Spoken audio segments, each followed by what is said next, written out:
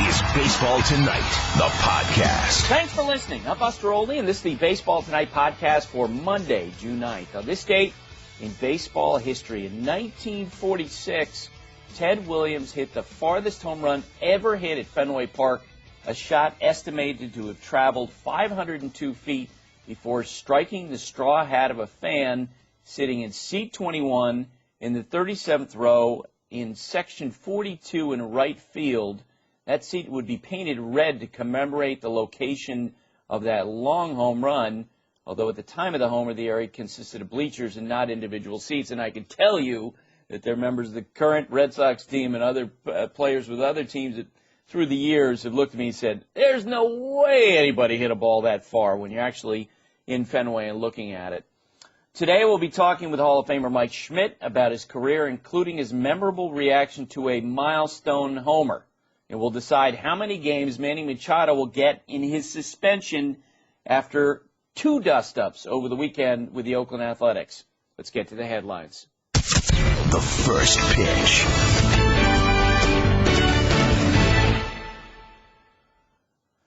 Oakland beat Baltimore 11-1. Ubaldo Menes really struggled, but of course the conversation after the game was about what happened with Manny Machado. Now, let's set the stage for what happened on Sunday. On Friday, in the midst of the Orioles and the Athletics game, Manny Machado was tagged out by Josh Donaldson, the Oakland third baseman. He thought the tag was too hard. He fell awkwardly. And remember, he's the guy who had surgery in his knee last fall, and he threw his helmet. The bench is emptied, and so there was that. And then on Sunday, during the course of the game, according to the Oakland players, in the 6th inning, Machado hit catcher Derek Norris with his backswing twice, and the Athletics were not happy about the fact that Machado didn't acknowledge the catcher in any way, and sort of the usual courtesy that you see in baseball where the hitter hits the catcher will, pat him on the back and say, hey, you doing okay? There was none of that. And in the 8th inning, when Manny Machado came to the plate, Fernando Abad twice threw inside, and on the second pitch that was thrown inside, Manny Machado let go of the bat with 2 hands. It flew out to third base where Alberto Callaspo was standing. The bench is emptied again.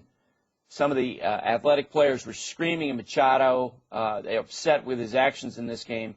After the game, Buck Showalter, the Orioles manager, talked about the late game scuffle. Yeah, if you look at it realistically, you had 2 competitive people the first day that, both were probably a little right and both of them a little wrong. 2 days later, in a 10-0 game in the 8th inning, someone decided to do something else. So, I'll manage my club and accordingly, and they can live with their decisions.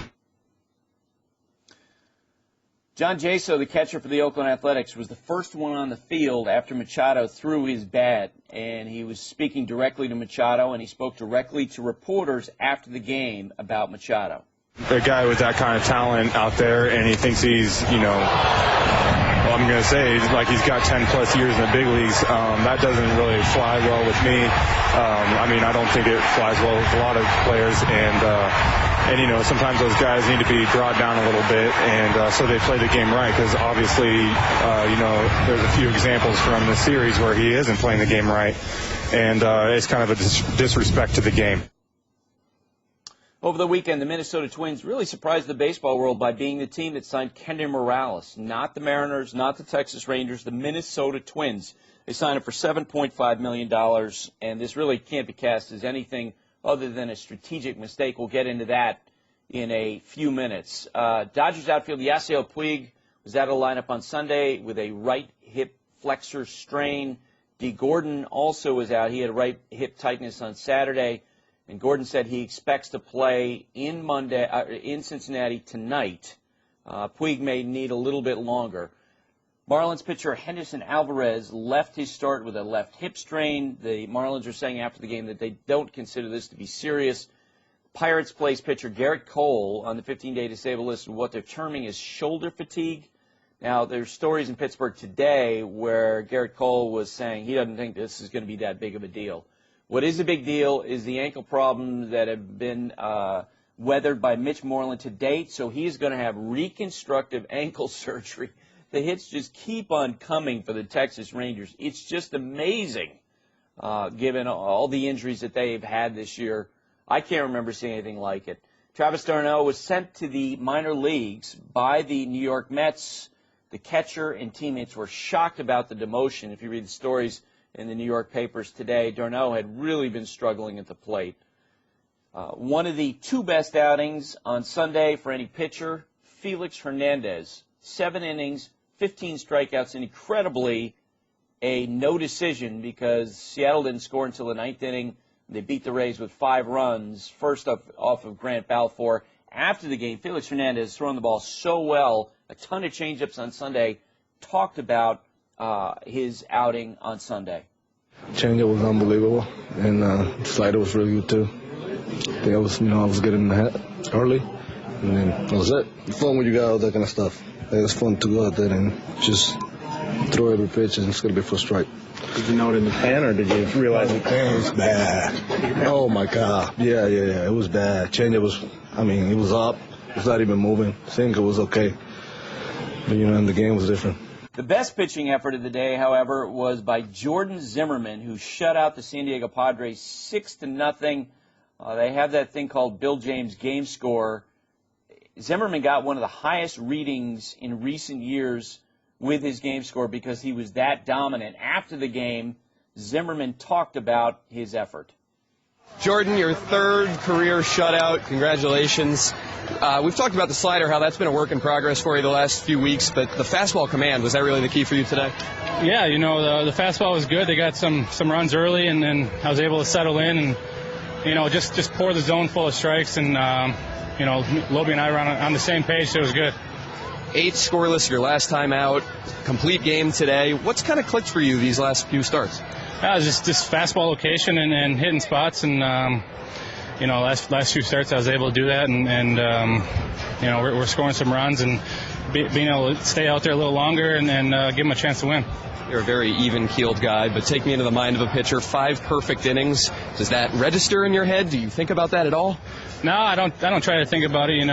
It's tough to throw a no-hitter or a perfect game. So, more times than not, they're going to get a hit some point. So I wasn't trying to think about it, but I was just trying to throw strikes and a big ballpark like this, you want to put it in play and let the defense work behind you. 9 straight quality starts for this staff. It's a cliche question, and let me know if it's one that reporters and fans just kind of come up with and it doesn't have any substance to it. But do you guys feed off of each other? Is that a real thing? Yeah, for sure. You see the guy before you go out and pitch a great game, and you want to go out there and do the same. And as a starter, you want to go deep into the game, and that's what we've been doing lately. And hopefully it continues. That interview courtesy of Masson. In Detroit last night, the Tigers and Red Sox played. The Tigers tied the game early. Eugenio Suarez, the rookie shortstop who made his debut on Saturday and hit a home run, came to the bat in the bottom of the 3rd inning with the Tigers down 1-0. Swing and a line drive, base hit into left field. Holtz over to collect it. Jackson around third. He's coming in to score. Eugenio Suarez with an RBI single, and we are tied at 1. That was Book Shambi on ESPN Radio. Mike Napoli, activated from the disabled list before this game, came to bat in the top of the 6th inning with the Red Sox losing 2-1. Drives it well right field. Hunter back, turning, looking, out of here. Napoli the other way. His first game back off the DL, and with one swing, he ties this game at 2. And that was the first home run allowed by Anibal Sanchez this season. He had gone into the game having thrown 50 in the 3rd innings, no home runs. But concerns for the Tigers in the bottom of the 6th inning with Miguel Cabrera. Swing and a line drive, base hit left field. Between Bogaerts and Drew. And now time is called. Yeah, Cabrera was not running real well down to first, and Ausmus and the trainer Kevin Rand are going out there. Yeah, he definitely limped down to first, and they're going to take him out of the game. The determination from the Tigers was that he has some hamstring tightness, and he is day-to-day. Now, Boog and I are going to have to argue over the pronunciation of Eugenio Suarez. We're trying to determine that before the game. He came up with the score tied 2-2 in the bottom of the 7th. The 1-0. Swing and a line drive, base hit left field. Castellanos towards third. They're going to send him. He's coming in to score. Jackson will stop at third, and the rookie Suarez delivers the go-ahead run. It's 3-2 Detroit. Now, before the game and during the game, we asked Brad Ausmus, the Tigers manager, about who would close the game for him on Sunday, because on Saturday, Joe Nathan has thrown 32 pitches, and Brad basically said, I got to talk to him. In the end, he didn't really want to give an answer and give away anything to the Red Sox. Well, during the course of the game, Joe Nathan stayed in the dugout. So it became fairly clear that the guy who was going to try to close out for Detroit, Jabba Chamberlain. He came in the ninth inning with Detroit leading 3-2. Red Sox got a couple guys on base. David Ortiz was at the plate. The 1-1. Swing and a high fly ball right field. Well hit, on its way. There it goes and gone. Big Papi delivers, and the Red Sox have a 5-3 lead. A towering home run to right field.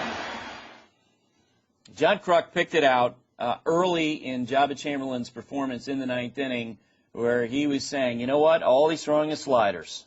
And so I asked that question when I talked to Ortiz after the game. David, you come up in the ninth inning, Jabba Chamberlain throwing a lot of sliders. What was your plan? Looking for a slider. He loves throwing the slider. And I having a bat against him the other day. I've been facing Chavo a lot, He at some point he's going to throw it to you. He threw me a fastball, and I was a little late on it, but it was funny. That's why I swung out of it. Yeah, I was trying to get the slider. Describe what it's like to hit a ball that far in that type of situation.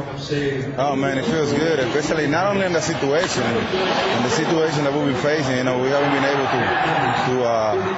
to win a ball game. I mean, we've been struggling, and that's put us ahead in the situation. It's pretty cool.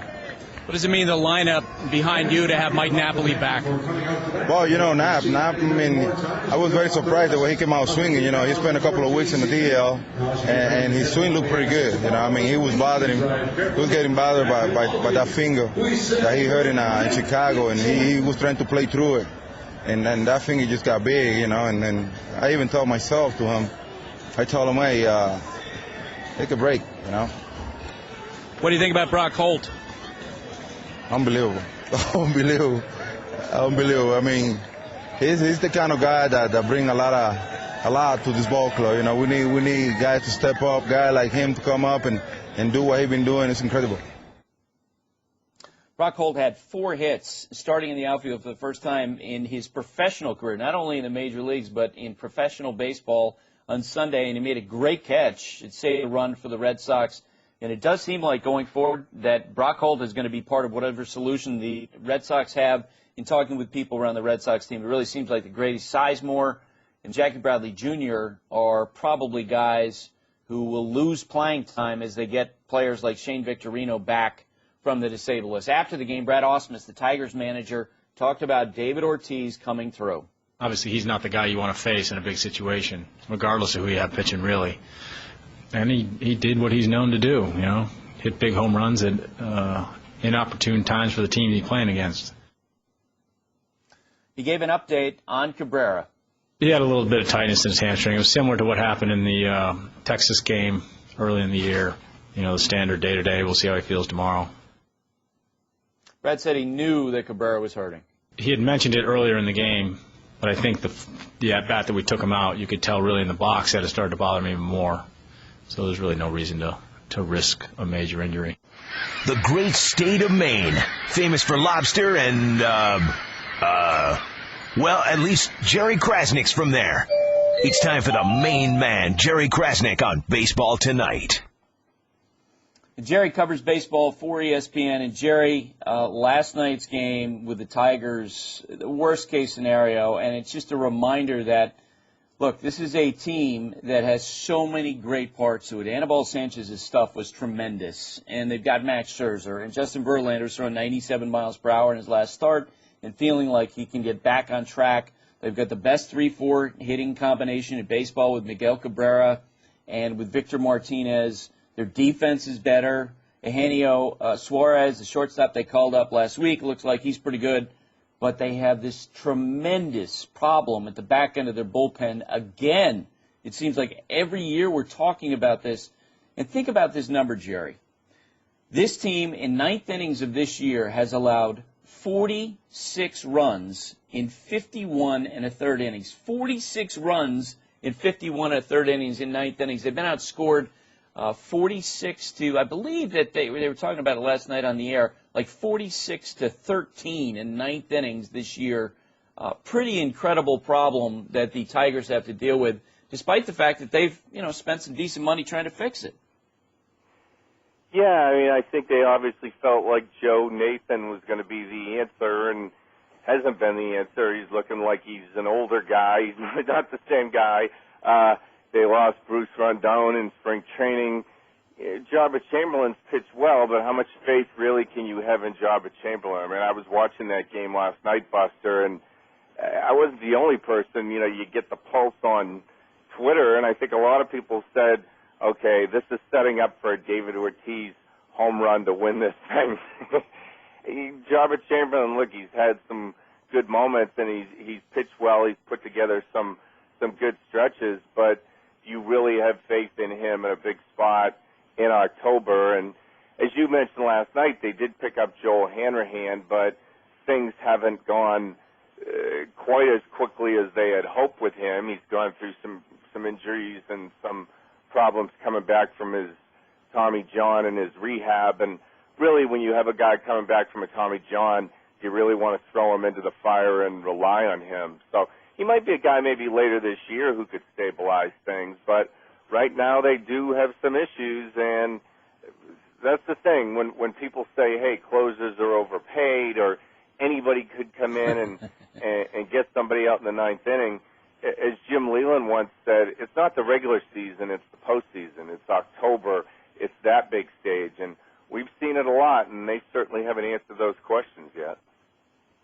Okay, so, and I've known Brad Ausmus for more than 2 decades, and I was watching him during the 8th and 9th innings last night, and you could tell from the expression on his face, it was about as tense as I've seen him, because he's watching Phil Koch, who got through innings and made some really big pitches against Ortiz, but he still, was battling it. He was on a high wire act, and then they bring in Jabba, and John Kruk picked up on it right away about how he was throwing nothing but sliders.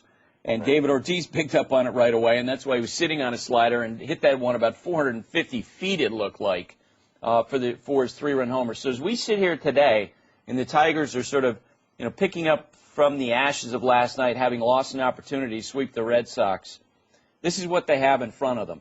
They have Joe Nathan with a 7.04 ERA, his fastball velocity down 3 miles per hour. The Tigers are saying over the weekend that they feel like that they can help him with his arm angle, and that'll make him more effective, make his slider more effective. Yeah, Jabba, who's actually, as you say, has pitched, pretty well in the 8th inning so far, but last night gives up that big home run. And Hanrahan is a long way away. You have a Phil Koch, you have an Al Albuquerque. You potentially could go down and give the call to the Texas Rangers, who are probably going to market some pieces from their bullpen, whether or not they, are buyers or sellers. I think their intention is that they because of the surplus they have in the bullpen, they'll trade one of their guys. So maybe Joakim Soria could be out there. I've just put you in the shoes of Dave Dombrowski this morning, or Brad Ausmus. What do you think your solution could be? Well, I think Dave has been through this enough that he is going to be patient. I think they probably feel like they could straighten Joe Nathan out, and they will get Hanrahan back. And that was sort of one of the big guys out there. I don't know that going out and getting somebody else, Joakim Soria, is he going to be the answer?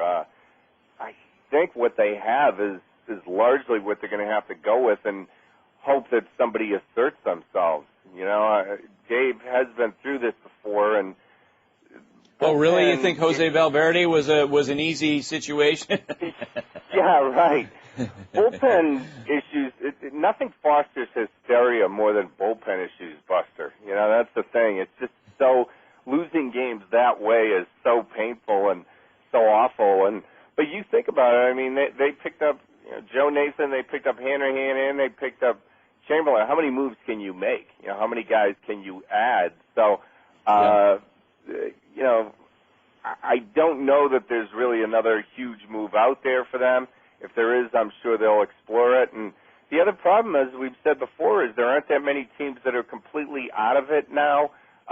Tampa looks like they're out of it. Are you going to go out and get Grant Balfour? He hasn't been great. No. So, or Jonathan Papelbon. You know, I got some of these other Jonathan guys have a lot of Papelbon. problems. Yeah, so. yeah, exactly. Yeah, and you know, one thing that I got on Twitter last night, a number of people saying, "What about Jonathan Papelbon?" I'm like, no, his contract is completely untradeable, and he hasn't been very good, and he probably would be right in the same situation Nathan would be with the diminished velocity.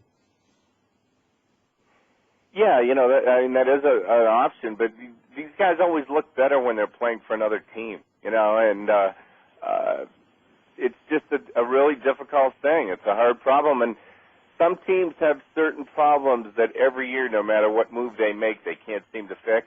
You know, it used to be the Mets couldn't find a third baseman until David Wright showed up. You know, they had a million of them, and the Tigers' this bullpen seems to be an issue, but I think they'll probably try to straighten it out with mostly with the guys they have right now. Yeah, I agree. They owe Joe Nathan $20 million. They have to give it more time to see if it works. And you know, despite the hysteria that, and now that you say that, Twitter is made for bullpen situations. There's no doubt about it. They're completely simpatico, Twitter and bullpen blow-ups. They work very well together. You know, despite all the feeling after last night's game, the Tigers are in first place. And yes, they've given up a lot of ground here in the last few weeks, but they are in first place. I wanted to ask you about David Ortiz, because you've talked to him, and it's interesting because I watched the home run he hit last night, and I thought about a conversation I actually had with him on Saturday, because I walked up to him when he was taking batting practice and said, "Hey, tell me the backstory on David Price and what happened with that incident the week before." And it was instructive in some of the things that he said and the reasons why he was really upset with Price in regards to what he's really good at. And he talked about how he felt like that Price was afraid to fail, that he didn't wear his failure when he had it in the postseason last fall and take responsibility for it and be accountable. And David was talking about how CC Sabathia is someone he has a ton of respect for because he never makes excuses, never blames other people. He's straight up. He talked about how once CC in a beanball war that was going on, CC drilled him right in the side, and Ortiz said, "Someone that accountable and has that much competitive integrity, how can I do anything other than just tip my cap and go to first base?" And that's certainly not what he did with Price. I thought about that where he's talking about you can't be afraid of failure. And I'm thinking that's probably a big reason why David Ortiz is so good late in games. ESPN Stats and Info sent out this note last night, said most go-ahead home runs by a Red Sox player when the team is trailing in the ninth inning or later since 1938. Ortiz has done this 5 times, home runs in those situations. Dwight Evans 5 times, Ted Williams 3 times, Mo Vaughn 3 times. He's a special hitter in a big moment, Jerry. Yeah, Buster, and we get that argument a lot of times between, you know, the statistical crowd will say, hey, there's no such thing as a clutch gene, you know, and Derek Jeter, for instance, used to hit, you know, 320 in clutch situations or in the 8th or 9th inning, and they'd say, well, that's what he hits all game, you know, that's always what he hits. Well, I think that's part of it is that they're not affected by that moment, you know, not with these great players, Ted Williams, it's not necessarily that they're better in clutch situations. I think it's just that they're the same guy. You know, the great players. Right, they're not diminished. Yeah, they're the same in the 9th inning when there's 2 outs and a couple guys on or whatever. They don't let that get to them. They don't try to change things. And I think that's the thing with David Ortiz. He's a great hitter all game. And when you get him into that big spot, it's like, okay, I'm going to come through here. I don't think he lets the pressure or the tension get to him, and I think obviously some guys do. The big story over the weekend in baseball, Manny Machado with his repeated incidents with the Oakland Athletics, culminating him throwing the bat on Sunday. And, you know, went back and tried to find examples of other guys who had done this and what the precedent could be for Major League Baseball as they consider a suspension. You and I are both old enough to remember Campy Campaneris in the 1972 playoffs firing his bat at Larry LeGros after it seemed like LeGros hit him on purpose in the ankle because he'd been running all over the Tigers in that series. He wound up getting suspended for the start of the next season. They made him eligible for the World Series. The most recent example, Trot Nixon got 4 games for throwing his bat at a pitcher with the Rays, Ryan Roop, I believe. He got 4 games for that. And I'm thinking, that was 2002, and I think in the last 5 or 6 years we've seen Major League Baseball really ramp up the penalties for pitchers who are involved in these type of incidents where they're, throwing at guys. The best example recently was Brandon Workman, who I saw yesterday. He got 6 games for throwing behind Evan Longoria. And to me, if you're going to give 6 games to a pitcher, then you got to give at least 6 games to Manny Machado for what he did on Sunday. What do you think?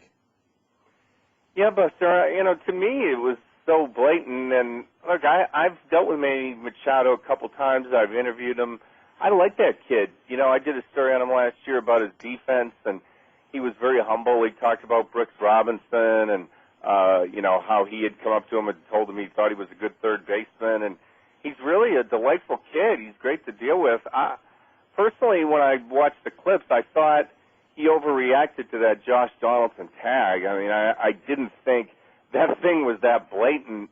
Obviously, the injuries and things that he's gone through maybe have put him on edge or made him a little more wary of collisions or being hit. And so, but I did think in that case, it didn't look to me like Donaldson did anything that blatant. It wasn't like he knocked him over as much as Machado made it appear. Obviously, having a ball thrown near your knee when you've had issues like that is going to set you off. But to throw a bat like that, I mean, you could really hurt somebody. I'm thinking it's more in the 8 to 10 game range. I wouldn't be shocked if you see something like that. It just, to me, goes above and beyond a little bit the usual transgression. I just think when you throw a bat like that, you could really hurt somebody, and I would think they'd like to send them a message, and to me, I don't know that 4 or 6 games is going to quite send that message. The Oakland players indicated, reporters after the game, that part of the issue on Sunday was that Machado had twice hit catcher Derek Norris with his backswing in the 6th inning and didn't acknowledge him in any way. Not the, hey, you doing okay? Was there your problem? Just checking on his condition. And it just so happened that here in Detroit over the weekend, I got here on Saturday in the aftermath of a similar situation between David Ortiz and Alex Avila, where Ortiz just whacked Avila on the side of the head with a backswing. He had to leave the game with concussion. And actually, during the time when Kevin Rand, the Tigers trainer, was out there evaluating Avila, David was, checking on Avila, and when he asked him what the count was, Kevin Rand did, the trainer, Ortiz was trying to give him finger signals to give him a hint as to what the count was, because he wanted him to stay in the game. And then on Saturday, I was talking with Avila in the Tigers dugout, and Ortiz yelled over from the batting cage, "How you doing?" And Avila was like, "You owe me a baseball. Can you send me a baseball, autograph a baseball?" And so we're sitting there, and Ortiz flips him a baseball signed, and there's very much a collegial, back and forth between those two guys after he whacked the catcher in the head. So it really doesn't surprise me that sort of thing would bother the Oakland players. Well, let's keep in mind he's 21 years old, too. So maybe that's part of it is, yeah, he did fly off the handle. He did overreact. It wasn't a great way to do it. But he's 21 years old, and kids like that, we've seen it with Bryce Harper. We've seen it with Yasiel Puig.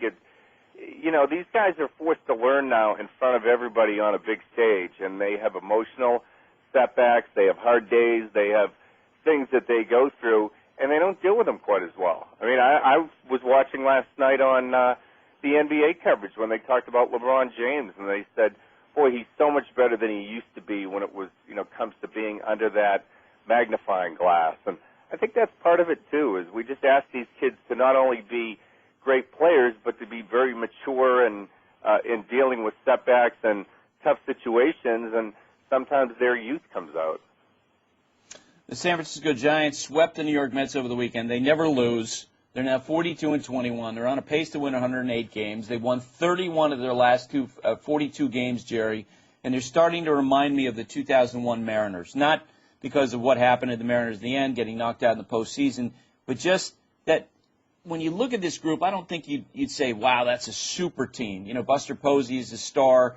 Pablo Sandoval is capable of it. Madison Bumgarner is certainly capable of it. But it's not like they have a bunch of incredible players, you know, incredible stars. They just seem to be a really great team that plays well together. And it's going to be really tough for the Los Angeles Dodgers, the Colorado Rockies, the Padres, the Diamondbacks to make up any ground on this team, considering how much confidence they're playing with right now. Yeah, you know, and they're third in the league in runs, which we haven't really been used to seeing with the Giants. And this is with Sandoval having gotten off to a terrible start, and Posey really hasn't been quite Posey-esque yet. But Angel Pagan's been great. Michael Morse was a tremendous pickup. They lost Brandon Belt to an injury.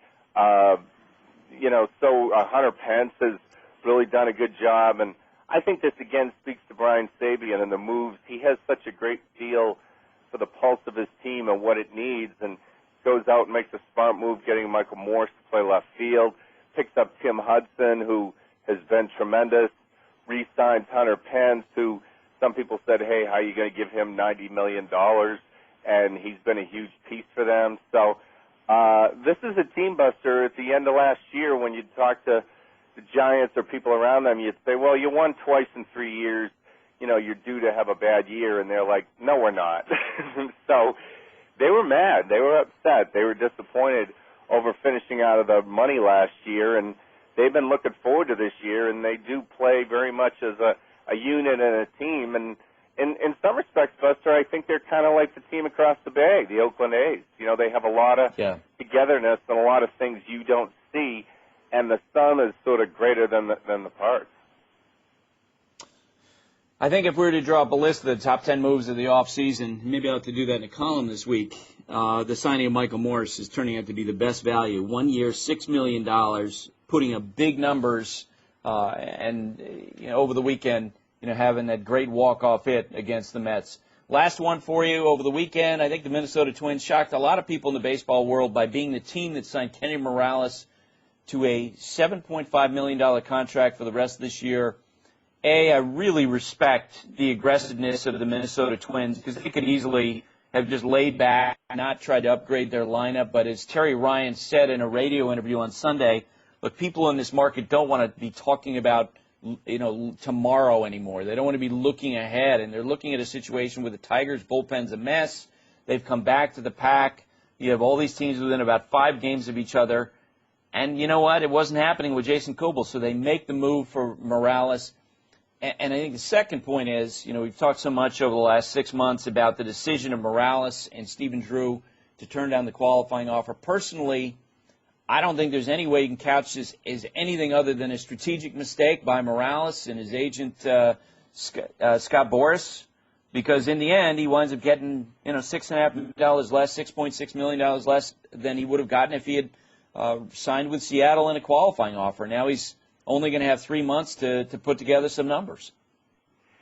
Yeah, look, I've talked to Scott Boras about this, and, you know, some of it obviously is maybe trying to make things look better after the fact, but he does make a couple good points, and one is that Morales will now, you know, be able to have 3 good months and will go out on the open market without this draft pick compensation. And as much as you could say, hey, you know, it wasn't great for him to wait, I think he's making about $7.6 million. Think about this. He's making almost the same money that Nelson Cruz is making for Baltimore. You know, basically the same amount for 2 months less of work, and he's going to be able to go out on the open market without having this draft pick compensation as an anchor on his value. So it's not a great situation. Obviously, it didn't work out very well, and they should have taken this thing. But I do think when Scott makes the point of you can get on this cycle of, you know, playing well, draft pick compensation, 1-year contract, this is something I think that the union's going to look into for the next labor deal. Because for guys like Robinson Cano or whatever, Josh Hamilton, it doesn't make a whole lot of difference.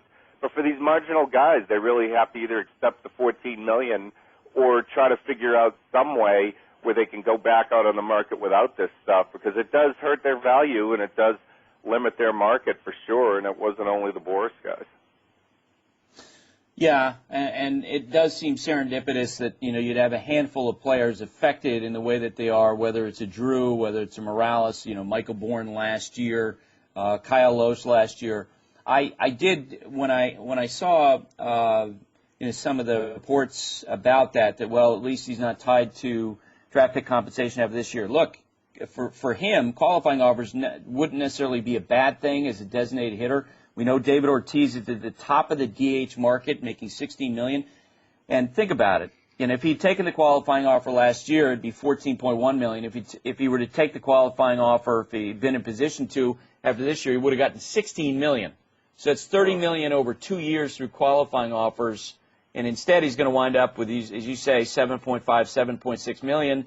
And there's no chance someone's going to give him $22.5 million on a one-year deal for next year to make up for that. And so yes, he has some flexibility, but I do think, and yes, he's, at this point, he's making the best of a bad situation, but it was a big mistake, in my opinion. Yeah, look, I don't disagree with you, and certainly you could get that. Irvin Santana, wanted to get into camp and have a full season, not to mention the sort of emotional stress and whatever you wound up dealing with. And look, if Kenneth Morales had come in now and gotten a deal for the rest of this year and the 2 years after that for, 3 years and $40 million, I'd say, hey, he was smart to wait. Like I said, it's not a great situation, but when you look at the deal Nelson Cruz signed, he signed an $8 million deal. Yep. He does have the draft pick compensation and is leading in the All-Star voting and already has over 20 home runs. And, he's going to go out there, get a qualifying offer again, probably turn it down, and have to go out on the market again, and we'll see what his value is. Yeah, it's going to be interesting with Nelson Cruz because you say he got $8 million, and Morales gets close to being the same. And there, some I've heard some buzz that among some of those guys where executives were talking about, like if they were in that position, sign those players, they might do a wink, wink, nod, nod type of situation where they tell the player, look, don't worry about it. We know it's against the rules to have a formal agreement that you're not going to be offered or given a qualifying offer, but we won't give you one. Nelson Cruz is playing so well that it would be utter embarrassment and reasons for an investigation by Major League Baseball if the Orioles didn't give him a qualifying offer at this point. Yeah, the question's going to be, are guys going to all take qualifying offers because nobody's taking these things, and are some of those guys now going to decide to take it? The big guys, again, are not going to be in that position where they're going to feel like they have to, but the fringe sort of free agent guys, will they now take that qualifying offer? Would you say it's going to be $16 million this year? That's a pretty tough thing to turn down. Even if it's for 1 year and you want to go back out there, there's worse things, especially if you are a DH type, than to take a 1-year deal for $16 million. Yep. 22 players have been given qualifying offers the last 2 winters, and 22 players have turned it down. Hey, Jerry, thanks for doing this. Hey, thanks, Buster. It's time to make the call. Call to the legend on Baseball Tonight. Mike Schmidt was inducted to the Hall of Fame in 1995 after receiving a staggering 97% of the vote. He had 548 homers, scored 1,506 runs, collected 2,234 hits, 10 Gold Glove awards for his play at third base, had 12 All-Star appearances, 3 MVP awards in 1980, 81, and 1986, and he was a big part of the Phillies championship team in 1980. Mike, thanks for doing this, and I was preparing for this. I think the moment that sticks out for me from your career was that moment when you hit your 500th home run and your absolute joy that you showed. And when I was covering the Yankees in 1998, Scott Brosius hit a home run in the World Series, and he was a very understated personality, and he threw both hands in the air as he circled the bases, and he told me the next spring that it wasn't until he saw a highlight video of the World Series that he realized that he even did that. In other words, he didn't even do that consciously. And I'm curious about you. when you hit the 500th homer and you pumped your fist as you're going toward first base, tell me when you realized how that had played out. Well, Buster, sometimes there's a lot of pent-up emotional energy in some of us guys that tend to keep it inside, not only in our professional lives but in our private lives as well. It just sort of had been my personality. Guess I got it from my father. Don't try to hide your emotions. And in that particular moment, the choreographing or the way that it happened, I probably would have changed if I would have had the ability to know what was going to happen. I might have done something a little bit different. That was just that's just what happened. I mean, I had no control over it. Sort of like a goosebumps kind of thing. And there was a lot that led up to that. Back then, the 500th home run was. Reggie was, I believe, the 500 home run was the guy before me that hit 500 home runs, and I guess that had been maybe 3 or 4 years. So there's been a big gap between his time and my time, and there weren't that many guys. I think there were 14 at that time. So it was a major feat back then. Now we didn't, of course, have the social media that we have now, and things like that weren't covered as strongly as they are now, but they had a video crew following me for the entire spring training and traveling with the team. The Phillies at that time were not a dominant team in the National League East, sort of in a rebuilding phase, so my climb to 500 home runs got a lot more attention than I would have liked it to have gotten. And the last thing I might share is that, sometimes you can look at a goal like that. I needed 5 when that season started, and you can look at a goal, I need 5 home runs. Well, it could have taken me 2 months to hit 5 home runs if I, wasn't able to sort of control my energy and my stroke, and if I went to home plate trying to hit home runs. And I was kind of, I want to say, I like to say proud of myself, but I was the kind of guy that maybe could have let that happen, but I got it done pretty quick. I got it done in early April. I hit 5 home runs pretty darn quick. And the last thing is our team was down 2 runs at the time. We were like 1-7. We weren't playing well, and it turned out to be a 3-run home run that won the game. And the last point was that I finished the game at shortstop. We ran out of players, and I got to play 2 innings at shortstop to finish that game. Tell me what your reaction was the first time you saw a replay of yourself and the reaction you had after hitting that ball. Well, my reaction was, man, that's funky.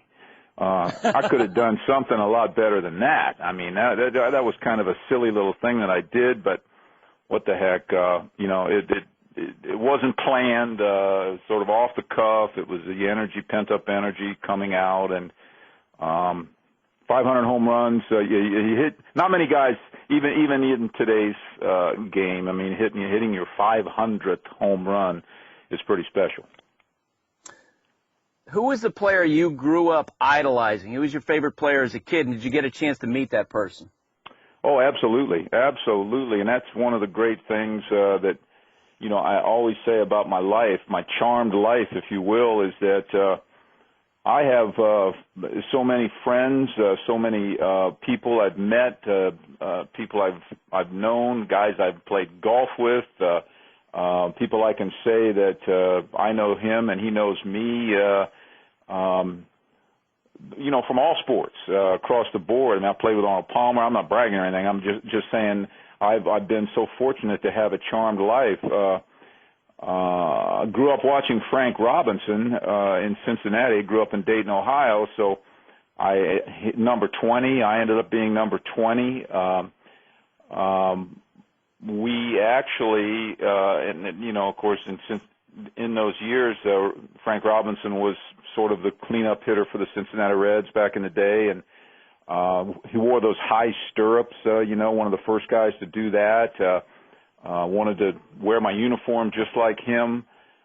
He was a tough hitter that stood close to the plate. He had that unique stance with his left elbow kind of like up in front of his face, and Then he went to the American League. I believe he was MVP in both leagues in his career. So probably the most underrated hitter in the history of baseball, if you look at what Frank Robinson did in his career. And then I got to be friends with him. I played winter ball in Puerto Rico. We lived close to each other in the same building. We played tennis every morning together, played against him all the time. Frank has stayed in baseball his whole career as a Hall of Famer. I see him at the Hall of Fame every year. So it's amazing how you can grow up watching somebody, wanting to be like them, wanting to emulate them, and then someday becoming life allows you to become close friends with them. So let me ask you this then. Tell me about the first time you literally met him, and then I'm also curious, because it had to have been an emotional moment, the first time that you shook hands with Frank as a member of the Hall of Fame. It would have happened when I went in 1995, I'm sure. I mean, I don't have specific recollection of that because Frank and I obviously were friends and had met many, many, many times up prior to that. It wasn't like the Hall of Fame induction weekend was the first time I actually met him. Right. But I mean, it's funny to say there's a unique feeling when you're a fellow Hall of Famer. You know what I mean? When you're obviously Frank Robinson, one of the all-time greats and a Hall of Famer and one of the most admired men in the history of baseball based upon his life in baseball. And there I am sitting next to him, at a function at the Hall of Fame, and I am a Hall of Famer as well. And it's not just Frank, it's Stan Musial, it's Harmon Killebrew, and I mentioned two friends that have passed, but it's Reggie Jackson, it's right on down the line. It's all the all-time great Hall of Famers that all of a sudden, I look around and I go, what am I doing in this crowd? And you know what I mean? You go, boom, you got to slap yourself in the face and go, son, you're a Hall of Famer too. And that's pretty special. Yeah, I've heard that's a great moment when you're in that room. And, a couple weeks ago we had Andre Dawson on, and he talked about how different groups of players sit in different spots in their conversations. We have our little cliques. There's no question. We have our little cliques in the Hall of Fame.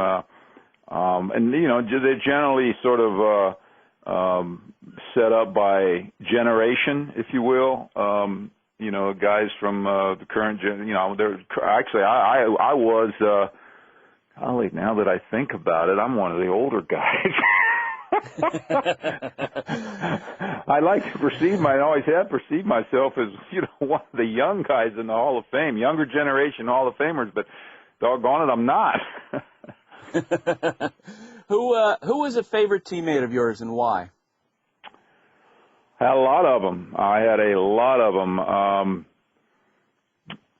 Probably Pete Rose would be the first name that came to mind from 79 to 83 because that was sort of our heyday in the Phillies, 2 World Series appearances. That's when I had my greatest year individually, and the influence that Pete had on me as a teammate makes me think of him first. Gary Maddox was and still is my closest longtime friend, as well as Bob Boone, who I'm very close with as well. Of course, I see guys like Greg Luzinski and Larry Bowa a lot at Citizens Bank Park. I was a roommate with Ed Farmer, who was a relief pitcher back then. I believe, I'm not sure if Ed won the Fireman of the Year award one year back in the 70s or 80s, but Ed and I are still best of friends. That's a sort of a run of 4 or 5 guys over time from different eras that I'm very close to. You mentioned Rose's influence. What was it on you? I think first it was just that throughout the 70s, Pete was probably the player on the opposing team that was the most significant in terms of leadership on his team. You know, bench, of course, and Morgan get most of the credit, and well, you know, not unjustly so, but I mean, Pete was sort of like what do I want to say, the little hurricane that made everything happen. He's the guy that got things going. He's the guy that sprinted to first base on walks and dove into bases, and sort of like he set the tone. I've always said Pete's the only guy that hits singles, although he did have a couple of games where a multiple game, I believe, in one postseason where he did hit 2 home runs. But the only real keep it in the park kind of hitter that sort of dictated the tone of a series. He could do that. Pete in the clubhouse was a very strong influence on everybody. He had a smile on his face. He knew everybody's role in the game the previous day. He knew a guy that was down. He knew guys that were up. He was first one there, last one to leave. He was a very, very strong leader. So I think from that standpoint, I just sort of just followed Pete. You know, just followed him. The World Series, he said, you know, you don't worry about anything, just follow me around. Took a lot of pressure off of the other guys on the team. Yeah, exactly. He, you know, you always hear the phrase about Dustin Pedroia with the Red Sox now that he's a daily energy, and that seemed to be what Pete Rose was for whatever team he played on. That's right. And I think if everything was right in Philadelphia, Utley would be that guy for the Phillies. You know, he's a guy that is always ready to play. He's got a short memory. Today's what matters, not yesterday. Comes to play every day. Never whines about anything. You know. And if you try to keep up with a guy like that, you got to have a good attitude.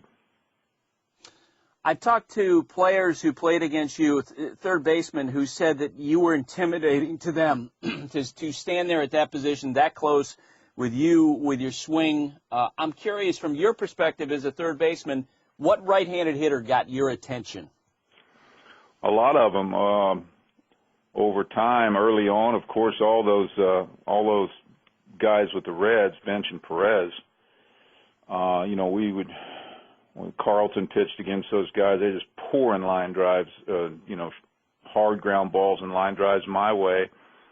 George Foster, same way. Of course, we were on AstroTurf back then, but you always had that issue with that cutout sliding pitch, you know. And, yeah, George Foster. Moving on. I mean, there were Jack Clarks and George Hendricks and, you know, all the Garvey, all of the nasty right-handed hitters back in the, you know, from the mid-'70s to the late '80s. Dawson, you mentioned Andre Dawson, obviously, Gary Carter. They could all bring it down there pretty strong. You remember a hard shot coming in particular that you mentioned playing on the artificial surface. There must have been times when you just got absolutely hammered by ground balls. Well, no, you know, Buster, it was a great advantage to play on AstroTurf as much as we did back then.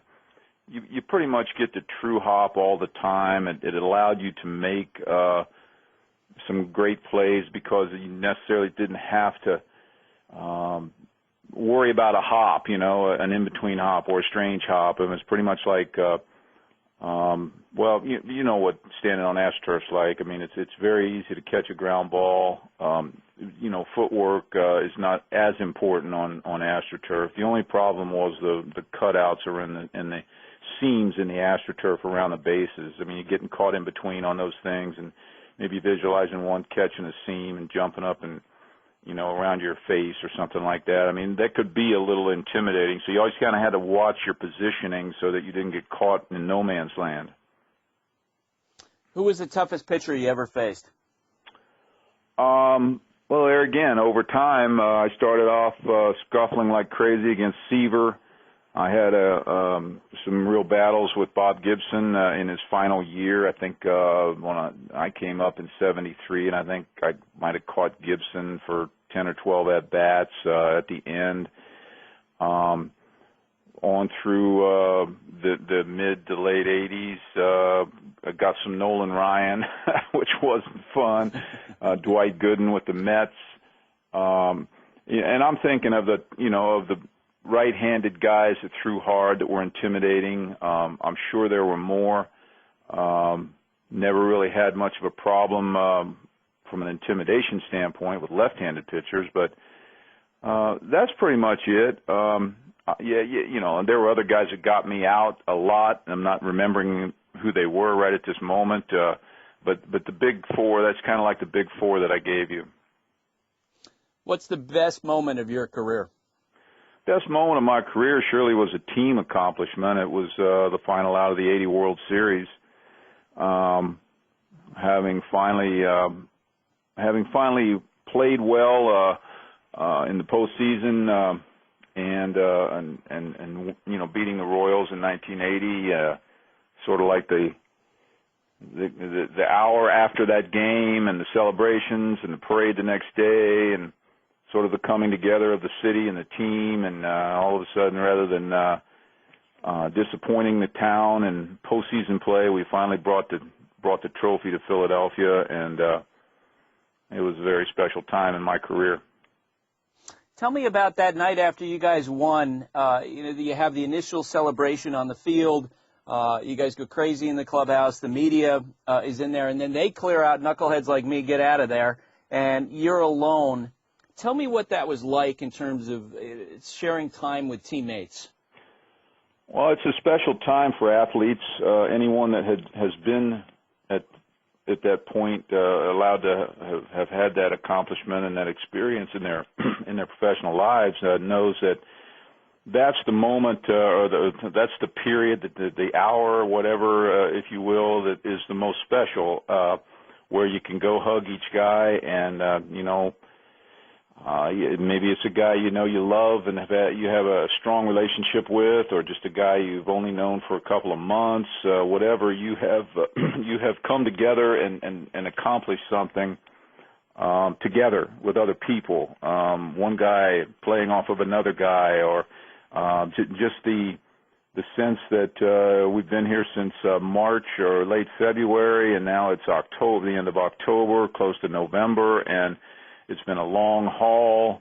There was a lot of bumps in the road all season long, a lot of high points. We survived them all, and we did it together. It's never really at that moment in your life. It's never about what anyone did individually. It's about how we all did it together. So that's probably the most special time after a world championship. What did you do that night? Well, we probably sat around. The clubhouse well into the night. I don't specifically remember exactly, but those of us with wives obviously at some point had to head home. But back then, you were allowed beer in the clubhouse, and of course, the champagne sprayed around as we always watch on TV. But then, they had beer on tap in the clubhouse back then, so I'm sure we had a few beers. I'm sure we probably shouldn't have been driving. I know I let my wife drive home, so I'm sure it was quite a celebration. And I don't know whether it was the next morning, the next day was the parade. I really can't remember. I think it might have been. I don't know, but I know there were a few headaches the next morning. Now, the thing that always strikes me when I hear you on Mike and Mike is that you are a big fan of the game, and you're all over it. Who are guys you like to watch right now? Let's see, guys I like to watch right now. Well, I've watched Albert Pujols' entire career. I have not seen much of Mike Trout. So they're both on the same team, but I know that Trout is going to be the player that that I would like to watch. I just don't get to see him much. I see highlights of him on TV, but that's about it. And now Pujols, I often touted as the best right-handed hitter, ever to play the game. I'm not sure how he's doing this year. I know he had some injuries last year, but Albert, I was there when Albert first made the roster. I believe it was around 2000, 2001. Tony had asked me to speak to the Cardinals. I actually down in Jupiter, Florida, and I went to training camp and I did a sort of a hitting clinic for the Cardinal hitters. And that sounds crazy, but that's what I did. I really wasn't associated with the Phillies back then, and Tony asked me to come in and talk to the guys about how I learned to cut my strikeouts down, because I believe the previous year the Cardinals team was pretty high in the strikeout totals in the game. And I spoke to him, and I got to meet Albert Pujols. And Tony said to me, he said, this kid's unbelievable. I don't think he's going to make our team, though. I'm going to have to send him to AAA. And there was an injury right at the end of spring training that allowed Albert Pujols to make the team that year. And I believe he started that season in left field. And I watched the whole. I spoke to Albert personally. He sat in that clinic and listened to me, and I see a lot of what I talked about in that clinic in Albert Pujols' approach to hitting. So I've sort of had a kinship with him, long distance. So he's somebody I would never leave if he was coming up to home plate. I would never miss an Albert Pujols at bat, but of course I don't get to see him much out there. Now, one last player, not taking nothing away from someone like Utley. I love watching him play, and Ryan Howard. He's a bit of a disappointment from time to time as a hitter, but you don't want to leave when he's at the plate, because he can really do something special. And these are the guys that I see the most.